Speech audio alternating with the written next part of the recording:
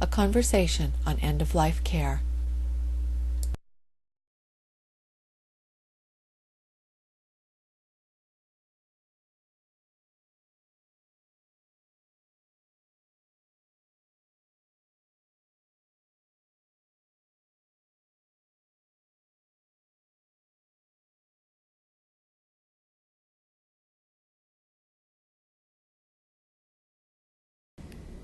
Palliative care is a new discipline.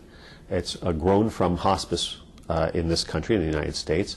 I define palliative care as an interdisciplinary team approach to care for patients with life-threatening illness or injury that addresses their physical, emotional, social, and spiritual needs and seeks to improve quality of life for the person and his or her family.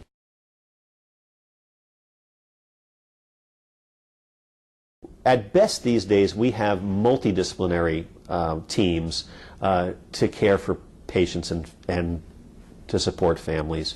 But mostly these days in the United States, we're focused on life prolongation. We're focused on injury or disease and its treatment so that we can reverse the physiology and keep people alive.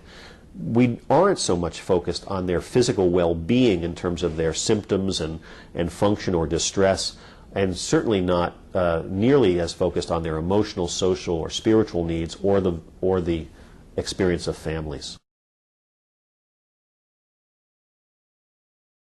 The most important thing that any of us can do in preparing for a healthy last chapter of life is, frankly, to think about it a bit. It's not morbid or depressing. It's just part of life.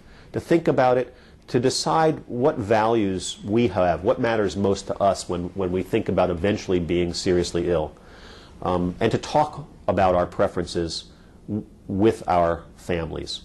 If you're single and don't have a family, the most important advice I can give to you is get yourself a family. Because, while one person gets a diagnosis, illness always happens to their families, those who love them and whom they love. And it's really important to have people who know you and will work to help care for you or to fight for you if need be, so that your values and preferences are honored.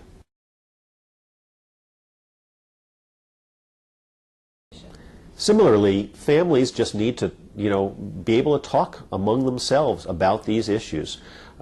Next April 16th is going to be National Healthcare Decision Day. If you haven't done it before then, that's a good time to get people together. We're coming up on Thanksgiving. Often people say that Thanksgiving weekend is when families are together.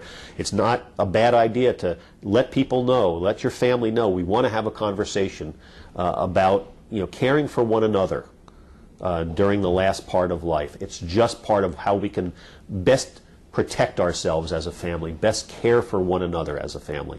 And then, if possible, write it down. Have an advance directive that at least names the person you would want to speak for you if a time comes when you can't speak for yourself. That's an important way of taking care of your family at a future time when you may not be able to make decisions, and they're going to be left to probably struggle with decisions that are going to feel like life and death decisions that they're going to have to make on your behalf. You can't relieve them of that responsibility. That's the way things are. But you can diminish the burden that they are going to feel in the future of having to make those decisions by talking about it and writing down, giving them the authority to make those decisions for you, and writing down preferences to guide them at that time.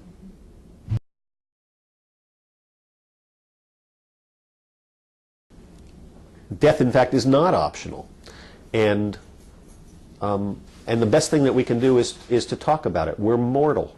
It's time we just got over it and actually began to think and prepare for the end of life. In fact, a lot has to change. I mean, our medical and nursing education system really continues to point us to the physiology of illness, and the goal is prolonging life, curing and disease and restoring function, and that's it.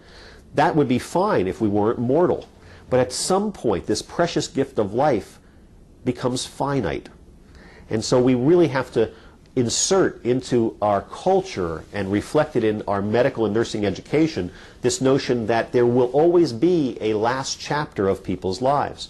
To begin to think about what quality looks like is a cultural dynamic. It's time for all of us, and I say this as a baby boomer, it's time for we baby boomers to grow the rest of the way up. And that has to happen within medical and nursing education. I think clinical education can contribute to that cultural maturation instead of lagging behind it. But it has to happen not only within healthcare but nationally.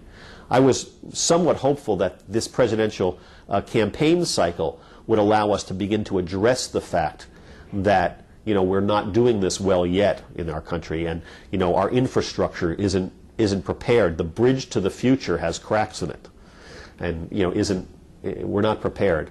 But so far, the presidential candidates are talking about Iraq and Iran and all this other stuff, and they're really avoiding some of the more major problems, frankly, that are existent within our own social structure, including the fact that we're an aging society and haven't really begun to prepare for social challenges that are coming right down the pike. All right. Thank you very much. You're very welcome. Thanks for asking.